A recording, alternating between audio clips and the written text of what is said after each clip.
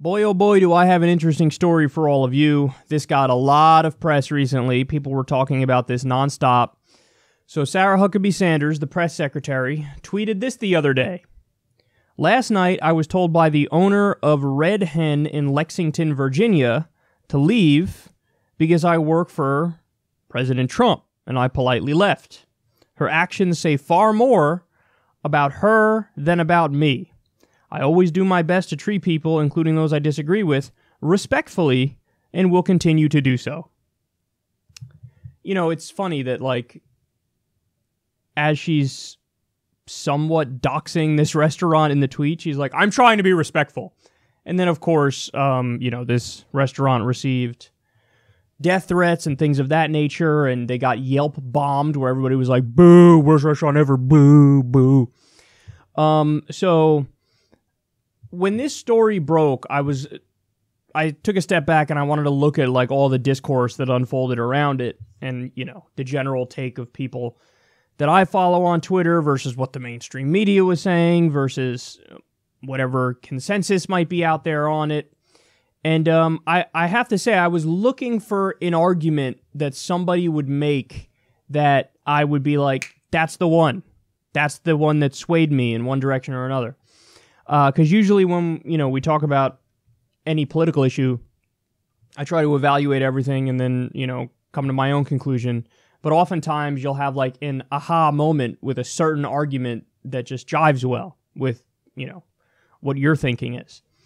But I wasn't able to find any of those arguments on this story. In fact, the more I read people's takes, the more pissed off I got, because it seemed to me like everybody was being really reflexive and dismissive and annoying. So the left-wing position, the predominant left-wing position, seems to be, yeah, fuck her, who cares? Let the restaurant do whatever they want to do. And aren't these conservatives hypocrites because they're in favor of allowing restaurants to discriminate against gays, but now when a restaurant owner wants to discriminate against Sarah Huckabee Sanders, all of a sudden discrimination is bad. That's the left-wing take. The right-wing take, and Ben Shapiro tweeted about this, and many others have pointed it out. They say, isn't it funny how the left argues for against discrimination when it comes to gay people, when it comes to race, but then all of a sudden when there's discrimination against Sarah Huckabee Sanders, discrimination against conservatives, now all of a sudden they're in favor of discrimination. So it's interesting because you have both sides pointing out the hypocrisy of the other side, while at the same time being an equal and opposite hypocrite in some respects. Now,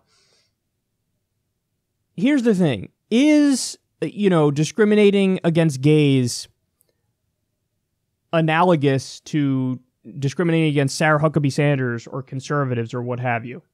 Well, legally speaking, the answer is no. Because the LGBTQ community or, somebody's race or gender, those things are protected classes under law, which means, there's been a history of discrimination against those people. So they're a protected class because they're usually discriminated against in many instances. So it's like, okay, these people are protected where you can't specifically deny service to these people. And the idea is these are arbitrary characteristics that are out of somebody's control. So you can't just say, I'm not going to serve you because of something you have zero control over whatsoever. And, the argument is with political affiliation, that's not the case. You do have control over that. And it is true. Political affiliation is not a protected class. And you do have, you can logically change your mind on various political issues. So you have a choice in working for President Trump, being far right, partaking in the lies that you do on a daily basis.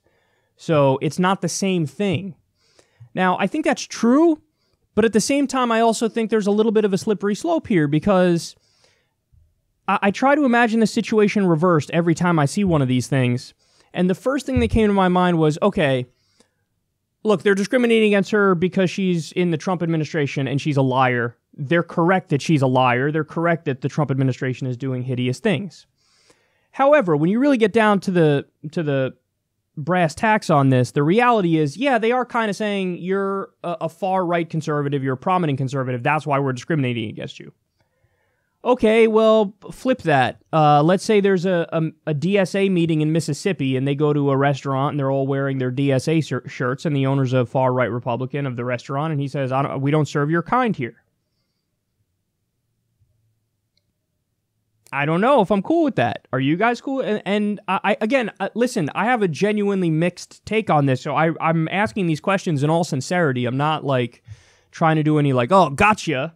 I'm presenting these things as, like, genuine roadblocks in my own mind, because I can imagine situations on both extremes of the political spectrum where I pause and I go, well, on this instance, I lean more in this direction. On this instance, I lean more in that direction. So, you know, I think we've covered stories before of, in the Deep South, some businesses saying, like, we don't serve liberals or we don't serve Democrats. And if I'm not mistaken, my reaction in those stories was like, that's bullshit. You should serve them. And the argument that's implied there is political affiliation should be a protected class, at least to an extent. But then, okay, let's look at it in the other extreme. Forget Sarah Huckabee Sanders. And I think the reason why this one is questionable in my mind is because it's almost like layers removed from the worst atrocities. Like, okay, she works for the Trump administration. They're committing many atrocities. That's a given. But she's just a liar for them. So, but let's take it to the extreme. Dick Cheney goes to a restaurant and gets kicked out because he's Dick Cheney, and he's a war criminal, and he has blood on his hands. When I hear that one, I lean towards, yeah, fuck him. He should be able to be kicked out. He's a fucking war criminal. What, I'm supposed to cry because this guy can't get his hands on a chicken pot pie? Meanwhile, fucking over 200,000 innocent civilians are dead directly because of his actions? Give me a fucking break. And also, I think there is something to be said. It is possible that this kind of tactic of, like, shaming in public actually leads to some extent, the reformation of these hideous policies. If every Trump official, or forget Trump, if any administration official of any monstrous administration was shamed in public every time they went out in public, specifically because of the actions they were taking, well, yeah, that does provide a massive incentive to not do those terrible things. Don't break up the families at the border. Don't do the drone strikes that kill thousands of innocent civilians. Don't do torture, so on and so forth. So it's possible, theoretically, that it actually does provide a disincentive and it stops them from acting in these terrible ways. But at the same time, it's also that the opposite is possible. That, and I've noticed this recently, now instead of the conversation being about the horrific atrocities of the Trump administration, which it was before when they were talking about what's happening at the border with the child separations and with all that stuff, now all of a sudden the conversation switched to, is it a good thing or a bad thing that Sarah Huckabee Sanders was rejected from the restaurant? And so now that's the discussion, and the spotlight was taken off of, oh my God, look at these terrible policies. And now it's, you know, a back and forth on civility, if you will. And so again, another aspect of the argument is people, and this, remember I said how everybody's arguments about this annoy me? The argument from, like, the mainstream media is like, of course she shouldn't be kicked out of the restaurant because whatever happened to civility and decorum. Again, I don't know what I believe on this, but I certainly, if I lean in favor of, hey, don't kick her out, it's certainly not because of civility and decorum. I don't give a fuck about civility and decorum. In fact, in U.S. politics, we could use a hell of a lot less civility and less decorum. I wish people would stand up and fight against the worst atrocities of our government and war crimes of our government. And if people stood up and fought back, if the Democrats, elected Democrats, dropped the civility and decorum bullshit and they said, hey, you're a war criminal, you're a torturer, Gina Haspel should be in fucking prison. You know, they never bring up civility or decorum in the context of Democratic administrations and Republican administrations drone striking innocent civilians, killing Americans with drones without a fucking trial, keeping open CIA black sites and torturing. spying on everybody in the fucking country with the NSA. They never say, whatever happened to civility and not spying on your fellow neighbor. It's always in the context of these petty, disagreements that they bring it up. So, to the extent that I might lean in favor of don't kick her out, it's certainly not because of civility and decorum. It would be more because of the precedent it sets. Because the reality is, once you open the door to discriminating based on political affiliation, then it is going to be flipped back on the left. Now, let me be clear. I'm not saying those things are... I'm not saying DSA or, whatever, far lefties are substantively the equivalent of the far right. That's not what I'm arguing at all. Because obviously I think one side is correct and the other side is just frothing at the mouth mad and terrible. But it doesn't have to be substantively the same thing for that to be the dynamic at play here. In other words, it's categorically the same thing. So if you say I'm okay with allowing discrimination over political affiliation, what you're saying is I'm okay with it happening to my side, whether or not that's what you're admitting to, because you don't get to agree to the rules of the game and then change them when they're inconvenient. So if you say I'm okay with the discrimination for political affiliation against the right, it's going to happen against the left, and then you have no leg to stand on to try to argue against it, because then you can't make a principled argument of oh, you can't do this. This is out of bounds. You can't, discriminate based on political affiliation. So I genuinely don't know what to believe about this. I think when I think of this dynamic being flipped, I'm uncomfortable with it, So we know the protected classes are the protected classes, and there obviously should be anti-discrimination protections for them, okay? That I know I believe. In terms of political affiliation, I'm mixed as to whether or not there should be, protected status for them, because I'm afraid of how it can and will be flipped back on the left, and it already has been. Again, I think I remember covering stories where in the Deep South they say we don't serve Democrats or we don't serve liberals, and I'm pretty sure my commentary at the time was that's fucked up. Now, I get it that in this instance they say, no, it's not because she's a conservative, it's because she works for the Trump administration and all. But then, I don't know, every Trump administration official is equally as guilty as the worst members of the Trump administration, and it should be allowed to just kick them out if you want. And then again, when you get down to the core of it, really what it comes down to is their ideology. And I agree, their ideology is hideous and odious. But should it be totally cool, kick out of a restaurant every racist? Okay, then racism aside, forget racist. Far right person? Okay, put far right person aside. Run-of-the-mill conservative. Trump voter. Because that's the slippery slope.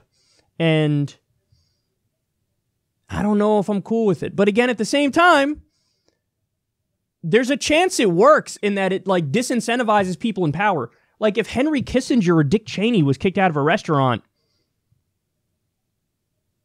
I don't know if I could be against the restaurant. I would find it really hard to try to disagree with the restaurant because they're fucking war criminals and they have dead bodies on their hands. They're directly responsible for it. I guess Sarah Huckabee Sanders is a little removed from the worst atrocities, and she's just the liar of the administration, which is a different thing than actually having blood on your hands. So I don't know. I don't know what my take on it is. I polled my followers on Twitter, and it was 62% of you said, yeah, it's okay to kick her out.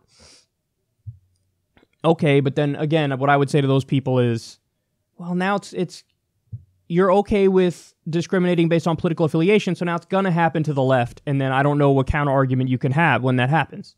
Because you can't say, when it happens to the left, I'm against discriminating over political affiliation, because you're not. You were in favor of it for the right, so it's going to happen to the left. What are you going to say then? I know you can say, oh, no, but the left stands for good things, and the right stands for bad things. Yeah, I agree with that. But that doesn't change the fact that it's categorically the same thing to discriminate against on the basis of political affiliation. So, I mean, I see where my audience is coming from, but I just don't know if I agree with that, because I feel like that's a slippery slope and it's not a good idea. but at the same time, it might actually work to disincentivize some of these atrocities. So I don't know. But listen, I just want to be crystal clear about one thing. I do think Sarah Huckabee Sanders is a monster. I do think the Trump administration is hideous. And I do think that, what's at the heart of what went down here is understandable and reasonable in that they're taking a stand and they're saying enough. Like, this isn't normal. What's going on in this country is not okay. Forget normal. Put normal aside, because unfortunately many other administrations have done terribly hideous things as well. But this is people saying, we're going to fight back. And we're not going to sit down and take it anymore. And you don't get to rip families apart and kill innocent people and you know, not have any repercussions. We're going to give you those repercussions. So I don't know. And also, by the way, I think they're somewhat hypocritical too, because Sarah Huckabee Sanders herself was defending the notion of, you know, allowing restaurants to discriminate over sexual orientation. So, okay, well, now you kind of know what it feels like, in a sense. Even though it's not perfectly analogous, it's somewhat analogous. So, I don't know. I don't know what my take on this is. I think it's a very complex issue.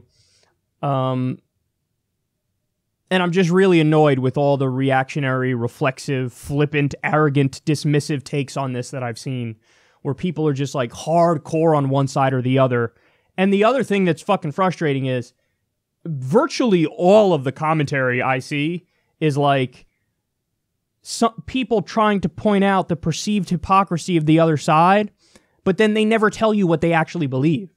It's just like, look at these conservatives in favor of discrimination against gays, but not against people they like.